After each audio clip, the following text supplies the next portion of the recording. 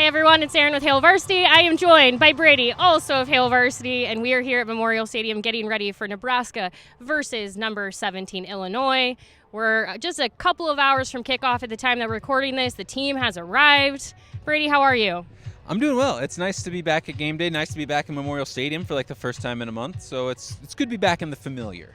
And look, if you are a Harry Styles fan, which I don't know, they are playing music for a sushi restaurant for the very first time in Memorial Stadium, I think, right now. It's perfect timing. All right, you don't want to we could just like sing along to Harry Styles for this video, but we won't do that to you. Instead, let's talk Huskers. All right, we know Nick Henrich is out. That's going to be something that Nebraska's going to have to deal with at inside linebacker. What did we hear this week? What can we expect, especially at that spot? Well, it's obviously a big blow. You're losing not only a very quality football player, but you're losing a team captain and a guy that's going to stand up and be a general on the field. Bill Busch and Mickey Joseph both talked about how big of a loss that is, but also they like the reps that the other guys have gotten. They've built up those reps throughout the year. Against Purdue, guys stepped in with Luke Reimer being out, so they're just basically going to have to fill in for another guy, fill in for another spot, and be able to step up in an occasion. They like where they're at right now, like where they're progressing. Might be a little rough going at first as they adjust to Illinois and what they do, but overall, they're pretty confident with what they can bring.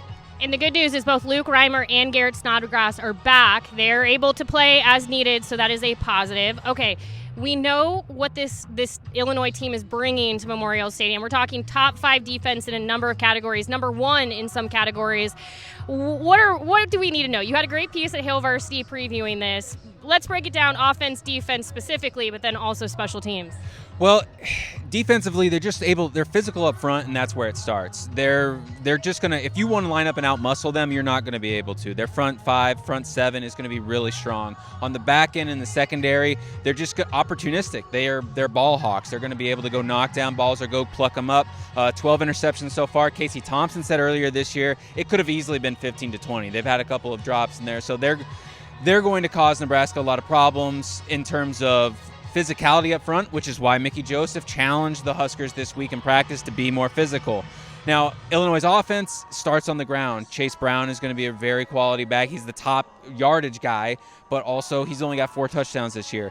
Bill Busch said that he's going to get his yards. He's going to be able to eat yards up at a clip. It's not going to be a matter of stopping him because he can't. You can only contain what they do. So Nebraska is kind of scheming to limit damage as much as they can, stop them. If need be, settle for field goals instead of touchdowns in the red zone, which Illinois has struggled to do at times this year. Special teams-wise, might actually be kind of interesting. Keep an eye on this because Illinois actually, they are at a freshman walk-on kicker right now. It came in against Iowa, played well, and then played well against Minnesota right before the bye week. But this is Memorial Stadium. It's going to get dark before the game is over, and asking a walk-on freshman kicker to kick in 90,000 Husker fans might be a little dicey at times. If there's a point, Illinois is susceptible to explosive runs. Nebraska's athletes can spark a play. So there are things to watch for this Husker team and points where they can take advantage against Illinois. And I will say, when we're talking special teams, primarily for Nebraska's kickers, it is an absolutely perfect day at Memorial Stadium. No breeze. I mean, a very light breeze. If you're going to be in the stadium or if you're watching from home, it is going to be, from what we've been told, a top 10 day. However, it's always important to remember that the field is warmer than what you're going to be feeling elsewhere in the stadium. If you're in the sun, definitely have layers on because you're not going to want to be dressed like me right now. But it is going to be warm on the field. But I mean, we're not talking too bad. It's beautiful weather.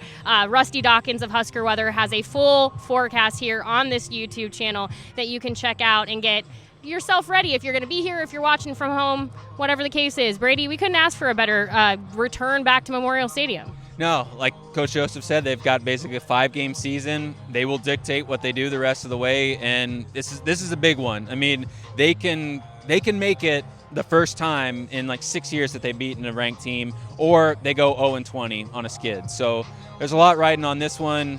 It's going to be exciting to see how it turns out. Plenty to watch for, so make sure you're subscribed here to our Hail Varsity YouTube channel. Go and check out Hail Varsity on all social media networks, whether that's Twitter, Facebook, TikTok, you name it. Also head to hailvarsity.com. Brady, thank you so much for your time. Yeah, no problem. Happy to do it.